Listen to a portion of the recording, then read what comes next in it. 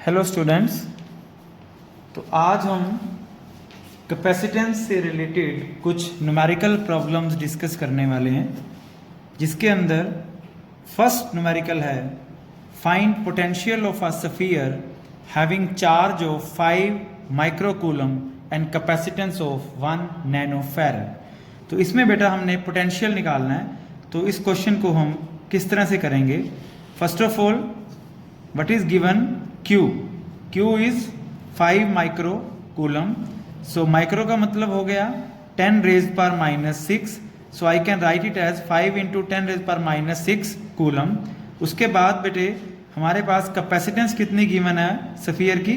1 nanofarad. Nano means 10 raise पर 9, that means it can be written as 10 raise पर 9 farad. अब हमें पता है कि चार्जिंग ऑफ ए कैपेसिटर में अगर यूज करें हम लोग तो Q की वैल्यू क्या होती है हमारे पास? CV। That implies potential is equal to Q by C। So I can write it as 5 into 10 raise पर -6 अपॉन 10 रेज पर -9। So potential of the sphere can be written as 5 into 10 raise पर -6 और ये ऊपर गया तो +9, ये बन गया 10 रेज पर 3। So potential is 5 into 10 raise पर 3 वोल्ट। नेक्स्ट क्वेश्चन है बेटा, a sphere has a capacitance of 60 picofarad. Calculate its radius and how much charge should be placed on it to raise its potential to 10 raise पर 4 volts. तो इसको हम किस तरह से करेंगे? सबसे पहले बच्चे हमारे पास एक स्फीयर की जो स्फेरिकल कंडक्टर की कैपेसिटेंस गिवन है, दैट इज गिवन 60 पाइकोफैरड। तो पाइकोफैरड को हम किस तरह से लिख सकते हैं? 60 into पाइको means 10 raise power -12 farad. तो इसको हमने फैरड में कन्वर्ट कर लिया। उसके बाद पोटेंशियल हमारे पास गिवन है कितना? 10 रेज पर 4 वोल्ट। अब हमें बेटे पता है कि किसी भी स्फेरिकल कैपेसिटर की कैपेसिटी जो है वो किस तरह से लिखते हैं हम लोग? 4 पाई एप्सिलॉन नॉट R। तो ये कैपेसिटी किसकी है? एक स्फेरिकल कंडक्टर की। तो यहां से हम लोग R के लिए फॉर्मूला निकाल सकते हैं। क्या बनेगा? It's C upon 4 pi epsilon not. तो यहां वैल्यूज पुट करते हैं। C की वैल्यू हमारे पास कितनी है? यहां पे ये आ गया 60 इंटू 10 रेज पर -12 इंटू, अब ये जो आ रहा है ना हमारे पास 1/4 पाई एप्सिलॉन नॉट, इसकी वैल्यू कितनी होती है हमारे पास? 9 इंटू 10 रेज पर 9। So I can put here 9 into 10 raise पर 9। तो ये बेटे अब हमारे पास यहाँ पे कितना आ गया? 9 इंटू 6 कितना हो गया? 54 इंटू 10 रेज पर -2 मीटर। तो इसको अगर सेंटीमीटर में कन्वर्ट करें तो क्या आ जाएगा? 54 सेंटीमीटर। तो ये तो आ गई हमारे पास रेडियस उस स्फेरिकल कंडक्टर का। उसके बाद हमने क्या करना है? How much charge should be placed on it. तो चार्ज कितना होना चाहिए कैपेसिटर का, स्फेरिकल कंडक्टर का? तो वो कैसे करेंगे हम लोग? As we know Q is equal to CV। That implies Q is equal to C की value 60 into 10 raise power -12 into potential कितना हमारे पास? 10 रेज पर 4 वोल्ट। तो इसको बेटा सोल्व करेंगे तो क्या बनेगा हमारे पास? 60 इंटू 10 रेज पर -12 है और ये 10 रेज पर 4 है, तो कितना आ गई है? 10 रेज पर -8। तो 60 इंटू 10 रेज पर -8, क्योंकि हमारे पास यहाँ पे कैपेसिटेंस जो है वो पाइकोफैरड में है, तो इसको हम कन्वर्ट कर सकते हैं। तो इसको कैसे लिख देते हैं हम लोग? 0.6 माइक्रो में कन्वर्ट करते हैं, माइक्रो कूलम। तो एक कैपेसिटर जिसकी हमारे पास कैपेसिटेंस 60 पाइकोफैरड है, तो उसकी हमारे पास रेडियस कितनी रहेगी? 54 सेंटीमीटर। और उसका हमें चार्ज कितना रहेगा, ताकि जो उसका जो पोटेंशियल है उसको 10 रेज पर 4 वोल्ट्स जो है रेज किया जा सके। So that charge is given by 0.6 micro coulomb. Next question है बेटा हमारे पास, a capacitor of unknown capacity is connected to a battery of V volts. Charge stored in it is 360 microcoulomb. When potential is reduced by 120 volt charge becomes 120 microcoulomb, find potential V and capacity C। तो इस question को बेटा किस तरह से करेंगे, सबसे पहले एज गिवन कैपेसिटर जो गिवन है हमारे पास उसकी कैपेसिटी जो है वो हम C सपोज कर लेते हैं, और उसकी जो वोल्टेज कितनी गिवन है हमारे पास V वोल्ट, और उसका चार्ज कितना गिवन है 360 माइक्रो कूलम। तो कैसे करेंगे, as given Q is equal to CV is equal to 360 micro coulomb. क्या किया मैंने, चार्ज का फॉर्मूला लिख लिया, यहाँ पे क्या फॉर्मूला होता है CV है, तो ये चार्ज जो है कितना गिवन है हमारे पास 360 माइक्रो कूलम। तो अब इसमें क्या है, when potential is reduced by 120 volt charge becomes 120 microcoulomb. तो अब बेटा जी जो नया चार्ज हमारे पास आया ना Q डैश, उसको लिख लेते हैं हम लोग। कैसे करेंगे, ये देखो ना हमारे पास क्या गिवन है, when potential is reduced by 120 volt charge becomes 120 microcoulomb. तो कैपेसिटी वही लिखते हैं हम लोग C, और पोटेंशियल कितना हमारे पास रिड्यूस हो गया 120, मतलब पहले V था तो अब कितना हो गया V माइनस 120 वोल्ट। तो यहाँ पे जो चार्ज बना वो कितना आ गया 120 माइक्रो कूलम। तो ये आ गया बेटा। अब क्या करते हैं हम लोग, इसको नंबर 1 और इसको नंबर 2। तो नाउ 1/2 implies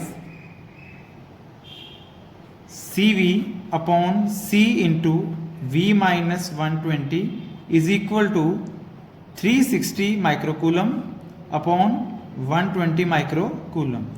तो यहाँ पे बेटे अब हमारे पास कितना आ गया, कट के ये 3 आ गया, दैट इम्प्लाइज C से C कट गया, V is equal to 3 into V minus 120।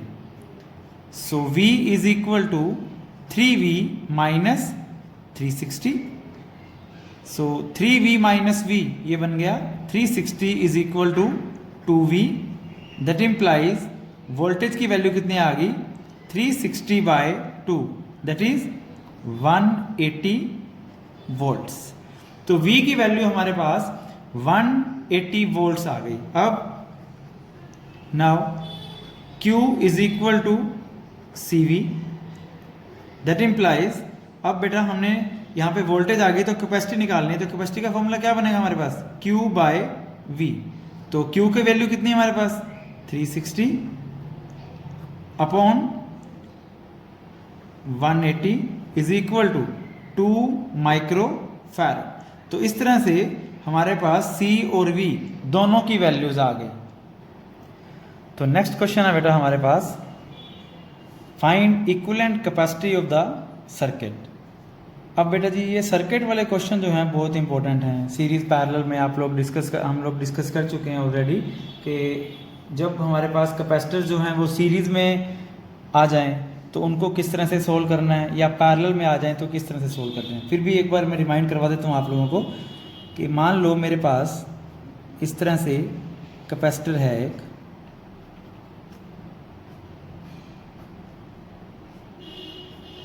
ये कोई 2 कैपेसिटर जो हैं वो लगे हुए हैं हमारे पास, ये C1 है ये C2 है।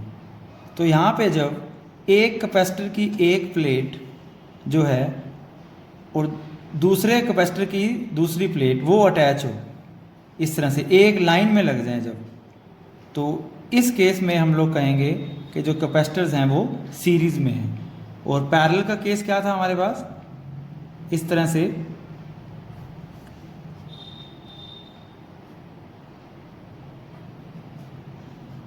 ये आ गया, तो यहाँ पे जंक्शन आ गया, देखो ज़रा।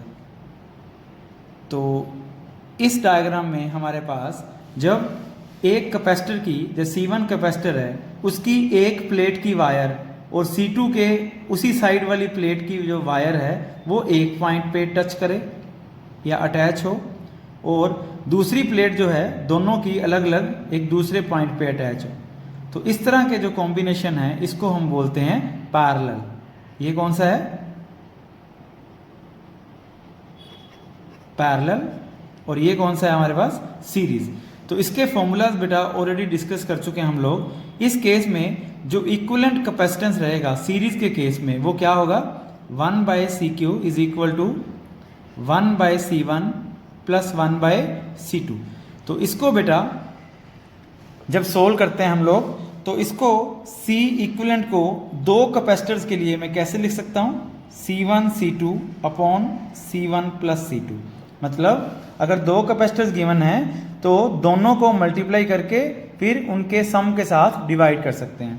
और अगर हमारे पास कैपेसिटर जो हैं वो पैरेलल में आ जाएं तो उसको कैसे सोल्व करेंगे हम लोग?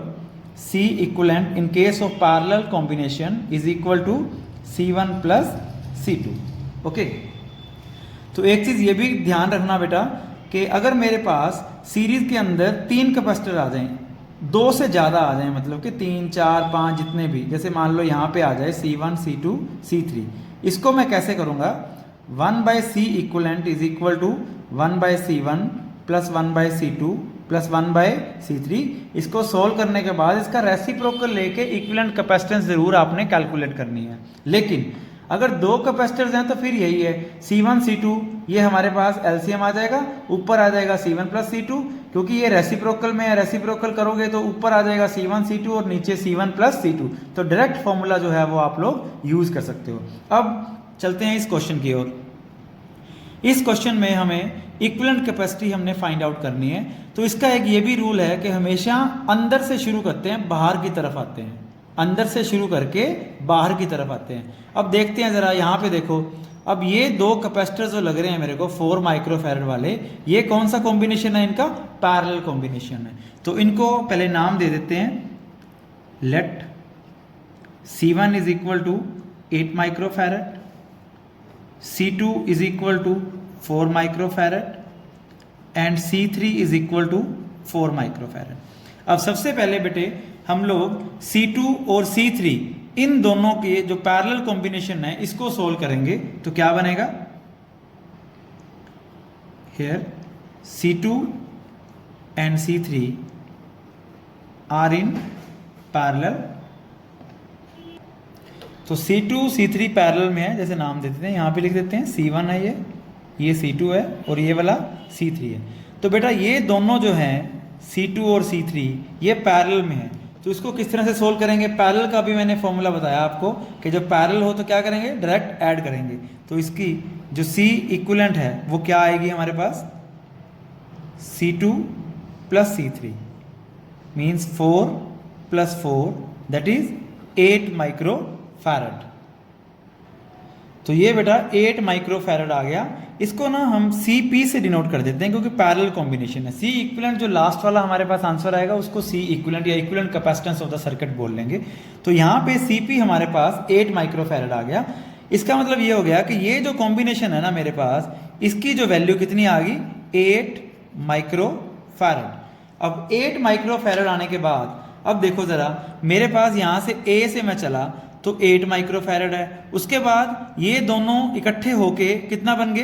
8 माइक्रोफैरड। मतलब कि एक कैपेसिटर और फिर दूसरा कैपेसिटर अगर इस तरह आ जाए और B पे वापस आ गया तो इक्विवेलेंट कैपेसिटेंस हमने बिटवीन A एंड B देखने हैं। इसका मतलब ये हो गया कि ये दोनों कैपेसिटर्स 8 माइक्रोफैरड ये वाला और 8 माइक्रोफैरड ये वाला, ये दोनों किस में आ गए? हमारे पास सीरीज में। Now C1 is equal to 8 microfarad and CP is equal to 8 microfarad। ये CP नाम दे दिया मैंने इन दोनों का जो पैरेलल वाला कॉम्बिनेशन आया उसका 8 microfarad are in series. Therefore तो अब बेटा C इक्विवेलेंट आएगा हमारे पास। C इक्विवेलेंट कैसे आएगा? मैंने बताया आपको कि अगर दो कैपेसिटर्स हैं तो क्या लिखेंगे? दोनों को मल्टीप्लाई करके अपॉन उनकी एडिशन। तो आप 1/C इक्विवेलेंट भी कर सकते हो, आंसर में कोई चेंज नहीं आया क्योंकि ये फॉर्मूला यहीं से बनाया हमने। लेकिन ये अप्लाई कब करेंगे? जब हमारे पास सिर्फ और सिर्फ दो कैपेसिटर्स हों। तो C इक्विवेलेंट क्या बनेगा बच्चे हमारे पास? 8 × 8 अपॉन 8 + 8। ये क्या आ गया? 64/16 दैट इज 4 माइक्रो फैरड। तो इस जो हमारे पास सर्किट है इसकी जो इक्विवेलेंट कैपेसिटी आ गई वो कितनी आ गई 4 माइक्रो फैरड। तो ये इसका आंसर आ गया। तो अब बेटा नेक्स्ट क्वेश्चन है हमारे पास, find equivalent capacities of this circuit. अब इसको कैसे करेंगे, सबसे पहले बेटा इनको हम डिनोट कर देते हैं। जैसे पहला कैपेसिटर है इसको लिख देता हूँ मैं C1, फिर ये C2, ये C3, ये C4, ये वाला कैपेसिटर C5 और ये वाला कैपेसिटर C6।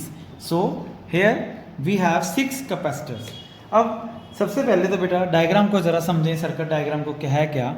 जैसा मैंने बताया, हम सबसे पहले हम अंदर वाला बॉक्स कंसीडर करेंगे। सबसे पहले अंदर से बाहर की तरफ आते हैं हम लोग। तो यहाँ पे ये जो दो कैपेसिटर्स हैं देख के ही पता लग रहा है ये C5 और C6 ये किस में आ रहे हैं हमारे पास, पैरेलल के अंदर। तो पैरेलल कॉम्बिनेशन है, तो इसको किस तरह से सोल्व करेंगे हम लोग देखते हैं। As C5 and C6 are in parallel combination, therefore, तो बेटा ये पैरेलल कॉम्बिनेशन है तो P है तो P1 लिख देते क्योंकि आगे भी हमें यूज करना पड़ेगा। इसको नाम दे दिया मैंने CP1। तो CP1 क्या आएगा, पैरेलल का रिजल्ट क्या होता है हमारे पास, ऐड करना है दोनों को। 3 + 6 = 9 माइक्रो फैरड। तो इसका रिजल्ट हमारे पास कितना आ गया, सारे का सारा 9 माइक्रो फैरड। अब ये 4 माइक्रो फैरड और ये वाला जो 9 माइक्रो फैरड आया हमारे पास, ये किस में आ रहा है, एक ही लाइन में है, मतलब सीरीज में आ रहा है। ठीक है, इसको मैं इस तरह से लिख देता हूं कि ये जो हमारे पास ये टोटल बना, ये कितना आया 9 माइक्रो फैरड। तो ये कैपेसिटर बचे हमारे पास। अब 9 माइक्रो फैरड और 4 माइक्रो फैरड ये किस में आ गए, सीरीज में। तो कैसे लिखेंगे, now C3 = 4 micro farad and 9 microfarad are in series। तो सीरीज का रिजल्ट क्या होता है हमारे पास, इसको हम CS1 लिख देते हैं। मैंने बताया दो कैपेसिटर हैं अगर तो कैसे करेंगे, दोनों को मल्टीप्लाई 4 × 9 और दोनों को ऐड 4 + 9। तो ये बन गया बेटे 36/13 माइक्रो फैरड। तो अब ये जो C3 और 9 वाला आया हमारे पास, इन दोनों को सोल्व करके मेरे पास जो रिजल्ट आ गया वो कितना आया 36/13। अब ये वाला कैपेसिटर और ये 12 माइक्रो फैरड ये किस में आ रहा है, पैरेलल में आ रहा है। Now 36/13 micro farad and C4 = 12 micro farad are in parallel. तो ये पैरेलल में है, तो पैरेलल वाला पहले भी आया था, तो इसको नाम दे देता हूं बेटा मैं CP2। तो क्या बनेगा, पैरेलल में है तो डायरेक्ट ऐड करेंगे हम लोग, क्या बनेगा 12 + 36/13। तो इसका आंसर आ जाएगा हमारे पास 192/13 माइक्रो फैरड। तो इस तरह से ये पूरा का पूरा, ये सारा का सारा हमारे पास कितना आ गया 192/13 माइक्रो फैरड। अब देखें जरा, ये वाला कैपेसिटर 1 माइक्रो फैरड, ये दूसरा कैपेसिटर, और ये इस सारे का जो हमारे पास कैपेसिटी आई वो कितनी आई 192/13 माइक्रो फैरड। ये किस में आ गया हमारे पास, ये आ गया सीरीज में। Now also C1 = 1 micro farad, C2 = 2 micro farad and CP2 = 192/13 microfarad are in series। तो सीरीज में है तो बेटा इसका रिजल्ट कैसे लिखेंगे, 1/C equivalent क्या आ जाएगा, क्योंकि 3 कैपेसिटर्स है ना तो इनको अलग से करेंगे हम लोग। 1 का 1/1, 2 का 1/2 प्लस इसका रेसिप्रोकल करोगे तो कितना आएगा हमारे पास 13/192। तो इसको सोल्व करने पे हमारे पास बेटे जो C इक्विवेलेंट आएगा ना वो आंसर आएगा हमारे पास 192/301 माइक्रो फैरड। तो इस तरह से इस जो हमारे पास कॉम्बिनेशन आया, जो ये सर्किट डायग्राम है, इसका जो टोटल कैपेसिटी मतलब कि इक्विवेलेंट कैपेसिटेंस वो कितनी आ गई 192/301 माइक्रोफैरड। नेक्स्ट क्वेश्चन है बेटा, find capacitance of arrangement of 4 plates. तो ये प्लेट्स बेटा गिवन है हमारे पास, काफ़ी इंपॉर्टेंट क्वेश्चन है ये और अलग भी है बाकी क्वेश्चन से। वो कैसे? अब यहाँ देखो, ये डायग्राम गिवन है, डायग्राम देखने से कुछ समझ नहीं आ रहा कि है क्या ये, क्योंकि कोई हमारे पास कैपेसिटर नहीं गिवन, कोई कुछ नहीं, प्लेट्स गिवन है। लेकिन इसको हम कैसे समझेंगे, ध्यान दो ज़रा। मेरे पास अगर कोई 2 कैपेसिटर्स हैं, वो सीरीज में हैं, तो कैसे लगते हैं वो इस तरह से, ठीक है। इसमें है क्या, मान लो ये ए पॉइंट लिख लिया मैंने, ये बी पॉइंट लिख लिया। अब क्या है, जो फर्स्ट कैपेसिटर है ना, उसकी एक प्लेट ए पे कनेक्टेड है और दूसरे कैपेसिटर की जो प्लेट है वो ए पे कनेक्टेड नहीं है, मतलब कि सीधे ही लगे हुए हैं ये वाले, ठीक है। लेकिन पैरेलल के केस में क्या आता है हमारे पास, मान लो ये कैपेसिटर है एक,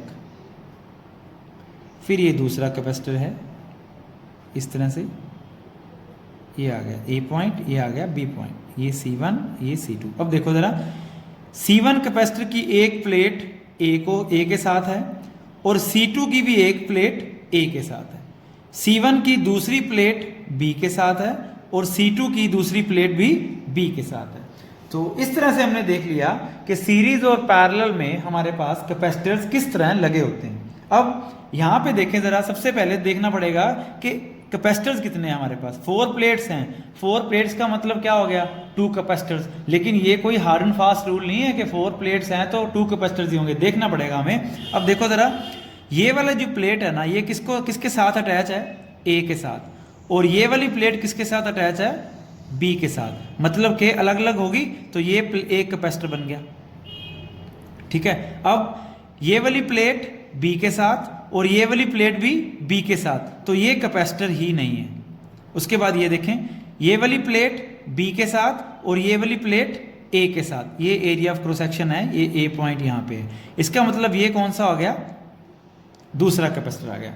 तो नंबर ऑफ कैपेसिटर्स कितने आ गए हमारे पास, 2, और वो भी किस में है, पैरेलल में। तो कैसे लिखेंगे,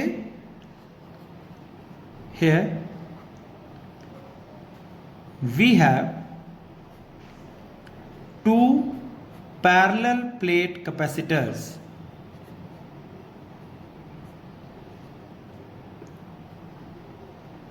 connected in parallel. Therefore, so equivalent capacitance क्या आएगी, क्योंकि ये पैरेलल में है तो कैसे लिखेंगे, C1 प्लस C2। अब पैरेलल प्लेट कैपेसिटर की कैपेसिटी क्या होती है, epsilon naught A by D. Therefore C equivalent क्या आएगी, C1 की capacity epsilon naught A by D, दूसरे वाले कैपेसिटर की epsilon naught A by D. तो अल्टीमेटली हमारे पास आंसर क्या बनेगा, 2 epsilon naught A by D, ठीक है। तो ये हमारे पास इस सर्किट की 4 प्लेट्स की इक्विवेलेंट कैपेसिटेंस आ गई, 2 epsilon naught A by D. अब बिल्कुल इसी तरह का बेटा एक दूसरा क्वेश्चन करके देखते हैं। इसमें भी 4 प्लेट्स हैं हमारे पास, लेकिन देखते हैं कि अरेंजमेंट कैसे बन रहा है। अब यहां देखो जरा, ये जो फर्स्ट प्लेट है वो ए के साथ कनेक्टेड है और ये दूसरी प्लेट जो है वो बी के साथ कनेक्टेड है। दैट मीन्स एक पैरेलल प्लेट कैपेसिटर बन रहा है, ये आ गया, ठीक है। अब ये वाली प्लेट बी के साथ है, ये वाली प्लेट ए के साथ है, ये भी हमारे पास कैपेसिटर बन रहा है। फिर ये वाली प्लेट ए के साथ और ये वाली प्लेट बी के साथ, तो ये भी जो तीसरा है कॉम्बिनेशन ऑफ प्लेट्स जो है, ये भी एक कैपेसिटर बना रहा है। तो इसका मतलब ये हो गया कि हमारे पास इस डायग्राम के अंदर 3 कैपेसिटर बन रहे हैं और वो भी किस में, पैरेलल में। Here we have 3 capacitors in parallel. Therefore, C equivalent is equal to, तीनों कैपेसिटर को ऐड कर दोगे, पैरेलल का रिजल्ट है हमारे पास। तो यहाँ epsilon naught A by D plus epsilon naught A by D plus epsilon naught A by D. तो ये आ गया बेटे मेरे पास 3 epsilon naught A by D. तो अगर 2 कैपेसिटर हैं तो 2 epsilon naught A by D, अगर 3 कैपेसिटर्स हैं तो 3 epsilon naught A by D. तो ये बेटा हमने अलग तरह के न्यूमेरिकल थे, तो ये मैंने डिस्कस किया अभी कि जब हमारे पास प्लेट्स गिवन हो तो उस केस में हमारे पास कितने कैपेसिटर बनेंगे, वो किस तरह के कॉम्बिनेशन में आएंगे। अब नेक्स्ट क्वेश्चन देखते हैं। तो अब बेटा नेक्स्ट क्वेश्चन है हमारे पास, a parallel plate capacitor is filled with dielectrics as shown, find its capacitance. तो यहाँ पे बेटे हमारे पास एक कैपेसिटर है जिसके अंदर दो तरह के डाइलेक्ट्रिक्स फिल किए हुए हैं। इसका मतलब ये हो गया दो तरह के डाइलेक्ट्रिक्स, जिसमें इसका पहले वाले का जो डाइलेक्ट्रिक कांस्टेंट है वो K1 है और दूसरे वाले का K2 है। हमें पता है कि जब भी किसी कैपेसिटर के अंदर डाइलेक्ट्रिक फिल किया जाए तो उसकी कैपेसिटी क्या होती है हमारे पास, K epsilon naught A by D। और यहाँ पे इन पैरेलल प्लेट्स के अंदर डिस्टेंस कितना है, D है। और अगर मेरे पास ये मैंने एक इमेजिनरी लाइन बना ली जिससे कि हमारे पास दो तरह के जो कैपेसिटर्स हैं वो डिफ्रेंशिएट कर दिए मैंने, तो यहाँ पे ये कितना आएगा डिस्टेंस, D/2, और ये कितना आएगा, D/2। तो दो कैपेसिटर्स आ गए इसमें।